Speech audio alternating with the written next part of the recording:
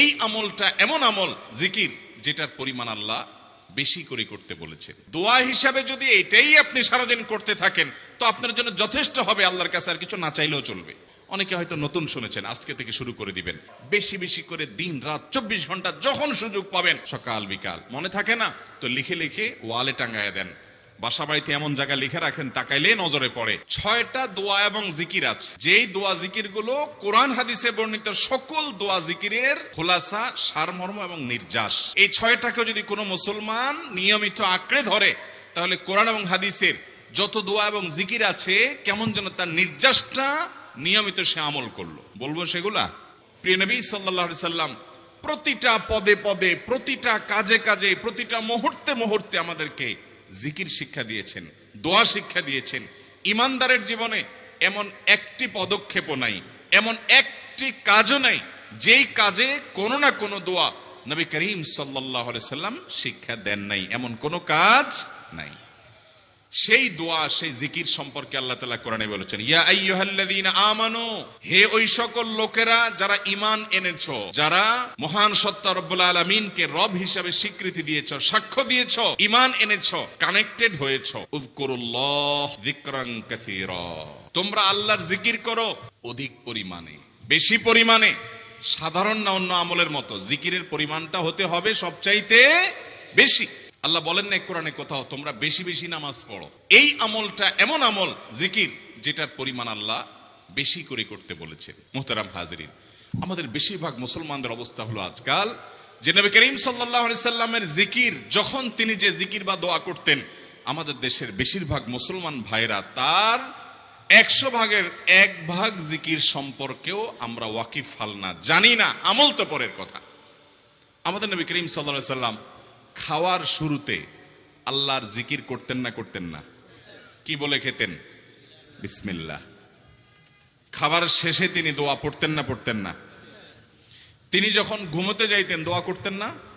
ঘুম থেকে উঠতেন যখন, এমনকি ঘুম থেকে রাত্রে ঘুম ভেঙে গেছে তখনও, ভোর রাতে তাহাজ্জুদের জন্য যখন উঠেছেন তখনও, ওযু করার জন্য শুরু করেছেন ওযু তখনও বিসমিল্লাহ, ওযু শেষ করেছেন তখনও কালিমায়ে শাহাদাত এবং দোয়া।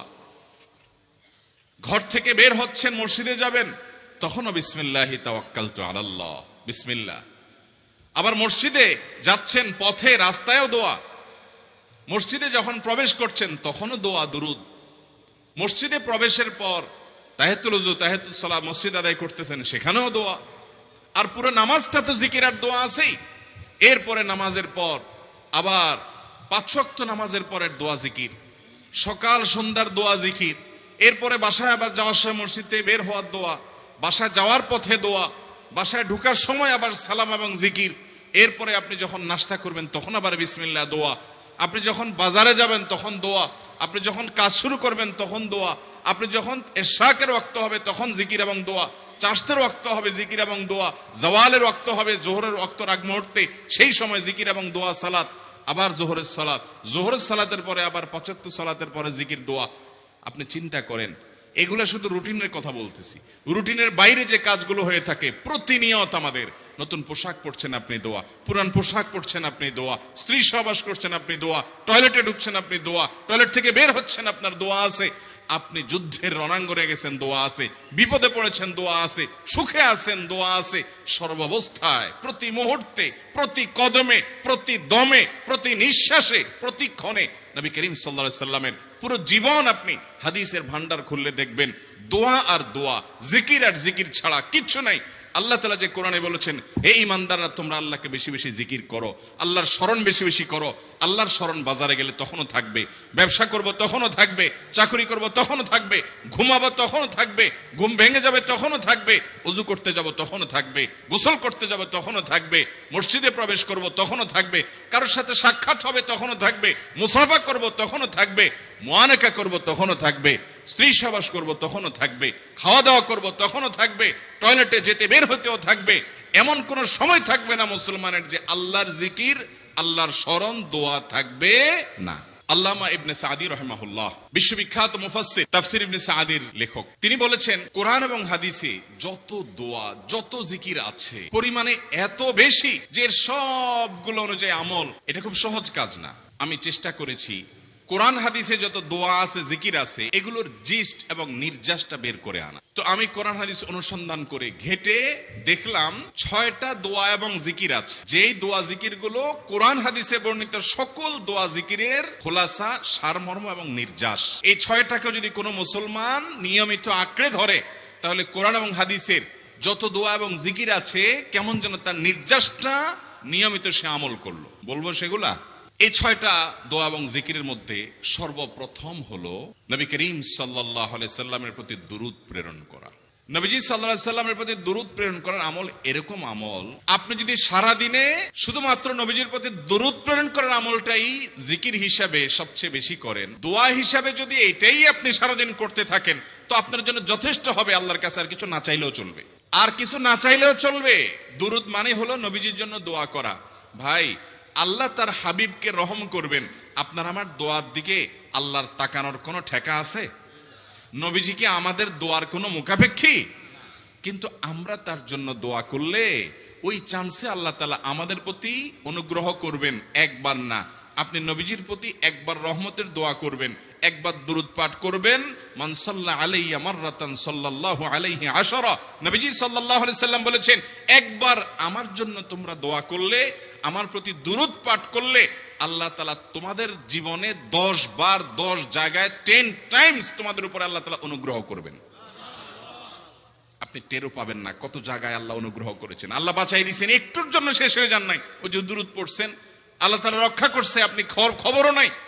আল্লাহ তাআলা আপনার প্রতি বিশাল একটা দান করছে, আপনি লক্ষ্য করেন নাই। ওই যে দুরূদ পড়ছেন একবার 10 বার রহমত হবে। এভাবে যত দুরূদ পড়বে সে তত রহমত এবং অনুগ্রহ পাবে। হাদিস নির্দেশিত দুরূদ হলো দুরূদ ইব্রাহিম, আর সবচেয়ে সংক্ষিপ্ত দুরূদ হলো সাল্লাল্লাহু আলাইহি সাল্লাম। 2 নম্বর যেটা, দ্বিতীয় আমল যেটা, ইস্তিগফার।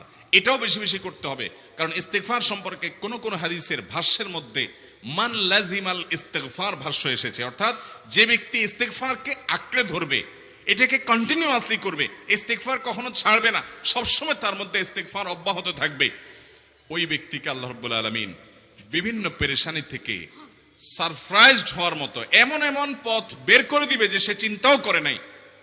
তার পেরেশানি থেকে মুক্তির পথ আল্লাহ তাআলা দেখায় দিবে। ইস্তিগফার সকল সমস্যার সমাধান। ইস্তিগফারের ভিতরে সবচেয়ে শ্রেষ্ঠ ইস্তিগফার হলো সাইয়্যিদুল ইস্তিগফার। সাইয়্যিদুল ইস্তিগফারটা যদি মুখস্থ না পারেন, অন্তত লিখিত ভার্সনটা পড়েন। সাইয়্যিদুল ইস্তিগফারের যে অর্থ, এটার যে মর্ম বড় হৃদয়গ্রাহী ভাই, বড় মর্মস্পর্শী। ইমানদার এটার অর্থের দিকে তাকায় যদি পড়ে তো তার অন্তর না গলে পারে না। এটা হলো বড় ইস্তিগফার। এত বড় ইস্তিগফার পড়তে পারেন না, কোনো পেরেশানি নাই, কোনো অসুবিধা নাই। সবচেয়ে ছোট ইস্তিগফার হলো আস্তাগফিরুল্লাহ।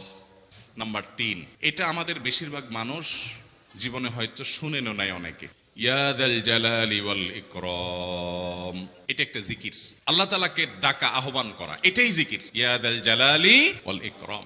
নবী করিম সাল্লাল্লাহু আলাইহি সাল্লাম বলেছেন আলিজু বিয়া যাল জালালি ওয়াল ইকরাম, তোমরা ইয়া যাল জালালি ওয়াল ইকরাম এটাকে আঁকড়ে ধরো, এটাকে নিয়মিত করো, বেশি বেশি করে বলতে থাকো এটাকে সব সময় এটাকে মুদাওয়ামাতের সাথে কন্টিনিউয়াসলি এটা বলতে থাকো, ইয়া যাল জালালি ওয়াল ইকরাম। অনেক উলামায়ে কেরাম, মুহাদ্দিসিনে কেরাম ইয়া যাল জালালি ওয়াল ইকরাম কেন নবীজি এত বেশি বলতে বলেছেন, এটার মাধ্যমে আমাদের লাভটা কি, এর ব্যাখ্যা করতে গিয়ে বলেছেন ইয়া যাল জালাল মানে হলো হে মহান মহান বড়ত্বের অধিকারী, হে জালালের অধিকারী, হে জালাল, ওয়াল ইকরাম হে দানশীল। তাহলে প্রথম বাক্যে আল্লাহর বড়ত্বের কথা স্বীকৃতি দিয়ে প্রশংসা করা হয়, আর দ্বিতীয় বাক্যে হে দানশীল বলে আল্লাহ তাআলার কাছ থেকে চাওয়া হয় যে আপনি যেহেতু দানশীল এবং আপনি যদি মহান, অতএব আপনি আমাকে দান করেন।